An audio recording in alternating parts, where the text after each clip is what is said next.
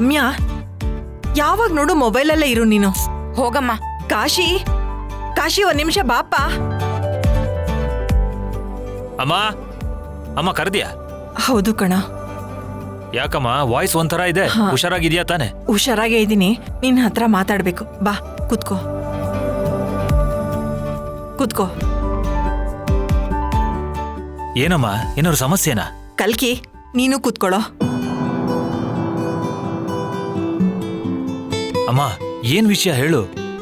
ನೋಡಿ, ನೀವಿಬ್ರು ನಾನು ಹೇಳೋದನ್ನ ಕೇಳ್ಬೇಕು. ರಾಧಿಕನ್ ಕುತ್ತಿಗೆಗೆ ಚಿರು ತಾಳಿ ಕಟ್ಟೋವರೆಗೂ ನೀವಿಬ್ರು ನಿಮ್ಮ ಕೋಪನ ಕಂಟ್ರೋಲ್ ಮಾಡ್ಕೋಬೇಕು. ಯಾವುದೇ ತೊಂದರೆ ಇಲ್ಲದೆ ಮದುವೆ ಆಗಬೇಕು ಅಂತಂದ್ರೆ ನೀವು ನನ್ನ ಮಾತನ್ನು ಕೇಳಬೇಕು.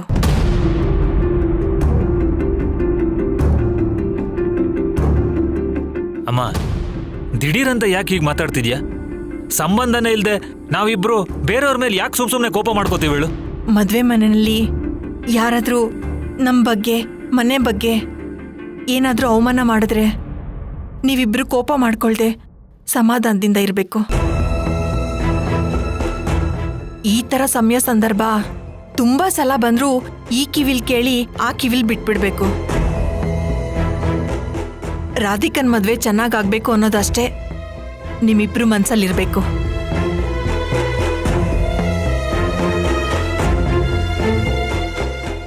ಮದುವೆಗೆ ಒಬ್ರು ಇಬ್ರು ಬರಲ್ಲ, ತುಂಬ ಜನ ಸೇರ್ತಾರೆ. ಕೆಲವರು ನಮ್ಮ ಪರಿಸ್ಥಿತಿನ ಅರ್ಥ ಮಾಡ್ಕೊಳ್ತಾರೆ, ಕೆಲವರು ನಮ್ಮನ್ನು ನೋಡಿ ಆಡ್ಕೋಬಹುದು, ಇನ್ನು ಕೆಲವರು ಮೌನವಾಗಿರ್ತಾರೆ, ಕೆಲವರು ಮಾತಿನಲ್ಲೇ ಚುಚ್ಚಿ ಸಾಯಿಸ್ತಾರೆ. ನೋಡಿ, ಮದುವೆ ಅಂದಮೇಲೆ ಇದೆಲ್ಲ ಸಹಜ. ಸಮಾಧಾನದಿಂದ ಇದ್ದು ನಡೆಸ್ಬೇಕು. ಈ ಮನೆ ಗಂಡ್ಮಕ್ಳಾಗಿ ತಾಳ್ಮೆಯಿಂದ ಇದ್ದು ಇದನ್ನೆಲ್ಲ ನಿಭಾಯಿಸ್ಬೇಕು.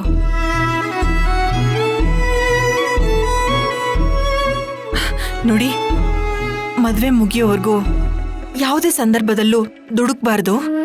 ಅಮ್ಮ, ಇಷ್ಟೇ ತಾನೇ, ನಾನೆಲ್ಲ ನೋಡ್ಕೋತೀನಿ, ನೀನು ಆರಾಮಾಗಿರು. ಹಾಗಂತ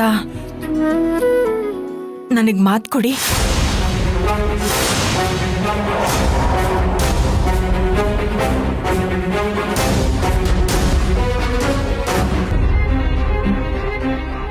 ಅಮ್ಮ, ಏನಮ್ಮ ಇಷ್ಟಕ್ಕೆಲ್ಲ ಪ್ರಮಾಣ ಮಾಡುವಂತಿದೆಯಲ್ಲ? ನೋಡಿ, ಯಾರು ಏನೇ ಅಂದ್ರೂ ನೀವು ಜಗಳ ಮಾಡೋದಿಲ್ಲ ಅಂತ ನನಗೆ ಪ್ರಮಾಣ ಮಾಡಿ ಹೇಳಿ. ಅಮ್ಮ, ರಾಧಿಕನ್ ಮದುವೆ ಯಾವುದೇ ತೊಂದರೆ ಇಲ್ಲದೆ ಚೆನ್ನಾಗಾಗ್ಲಿ ಅಂತಾನೆ ನಾವೆಲ್ಲರೂ ಆಸೆ ಪಡ್ತಾ ಇದ್ದೀವಿ. ಅದು ಅಲ್ಲದೆ ಇಲ್ಲಿವರೆಗೂ ಯಾವುದೇ ತೊಂದರೆ ಇಲ್ಲದೆ ಎಲ್ಲನೂ ಚೆನ್ನಾಗಿ ನಡೀತಿದೆಯಲ್ಲ. ನಡ್ಕೊಂಡು ಹೋಗ್ತಿದೆ ಕಣೋ, ಆದ್ರೂ ಮನ್ಸಲ್ಲಿ ಏನೋ ಒಂಥರ ಭಯ. ಇವಾಗ ಒಂದಾದ್ಮೇಲೆ ಒಂದು ಶಾಸ್ತ್ರ ಎಲ್ಲ ನಡೀತಾ ಇದೆ.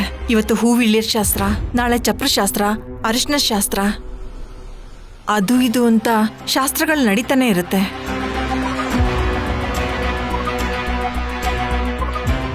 ಇದ್ರ ಮಧ್ಯೆ ಯಾರಾದ್ರೂ ಏನಾದ್ರೂ ಅಂದೇ ಅಂತಾರೆ. ಆ ಮಾತು ಕೇಳಿ ನಿಮಗೆ ಕೋಪ ಬಂದೇ ಬರುತ್ತೆ. ಆಗ ತಾಳ್ಮೆಯಿಂದ ಇದ್ಬಿಟ್ರೆ ಯಾವ ಸಮಸ್ಯೆನೂ ಬರೋದಿಲ್ಲ.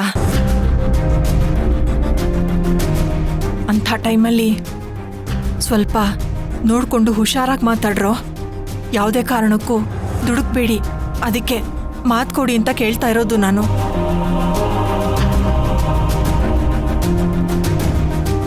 ಅಮ್ಮ, ರಾಧಿಕನ್ ಮದುವೆ ಚೆನ್ನಾಗಾಗಬೇಕು, ಅದಕ್ಕೋಸ್ಕರ ನಾವು ಏನು ಬೇಕಿದ್ರೂ ತ್ಯಾಗ ಮಾಡ್ತೀವಿ. ಅದನ್ನೆಲ್ಲ ಆಣೆ ಪ್ರಮಾಣ ಮಾಡಿ ಪ್ರೂವ್ ಮಾಡ್ಕೋಬೇಕಾ? ಸರಿಯಮ್ಮ, ನಿನ್ನ ಸಮಾಧಾನಕ್ಕೋಸ್ಕರ ನಾನು ಮಾತು ಕೊಡ್ತಾ ಇದ್ದೀನಿ.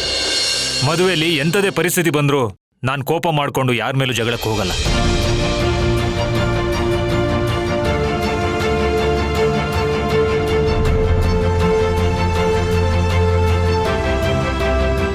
ಸರಿನಾ?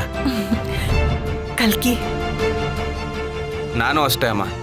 ಮದುವೆಲಿ ಎಂಥ ಪರಿಸ್ಥಿತಿ ಬಂದರೂ ದುಡುಕಿ ಯಾರ ಮೇಲೂ ಜಗಳಕ್ಕೆ ಹೋಗಲ್ಲ. ಇದೇ ಸತ್ಯ.